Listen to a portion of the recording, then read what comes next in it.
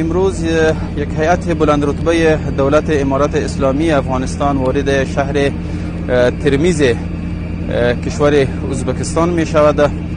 در این هیئت وزرای محترم وزارتخانه های مختلف امنیتی، اقتصادی و صحی و فرهنگی شامل هستند. همچنان رهبری و نماینده های افغانستان بانک و سکتورهای خصوصی و غیره هم در ترکیب این هیئت شامل هستند و بیشتر در این سفر روی مسائل تجاری، ترانزیتی، ترانسپورتی و مسائل مختلف دیگری گفتگو و مذاکرات می شود و قرار است که این سفر یک روزه بوده باشد.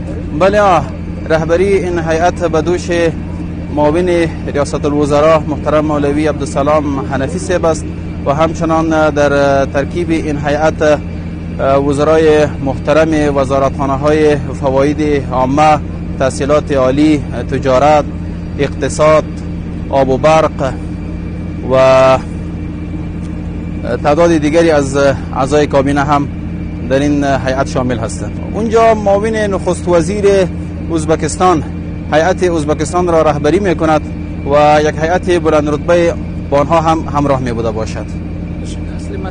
در کل باید بگوییم که روی بهترسازی و گسترش روابط دو طرفه بین کشورهای افغانستان و ازبکستان صحبت می شود. البته چیزی که برای ما بسیار حائز اهمیت است حرف و صحبت در مورد بهترسازی روابط تجارتی و اقتصادی است و همچنان به میان آوردن فرصت‌ها و برداشتن چالش‌ها از سر راه عرصه‌های تجارتی و اقتصادی و ترانزیتی و غیره.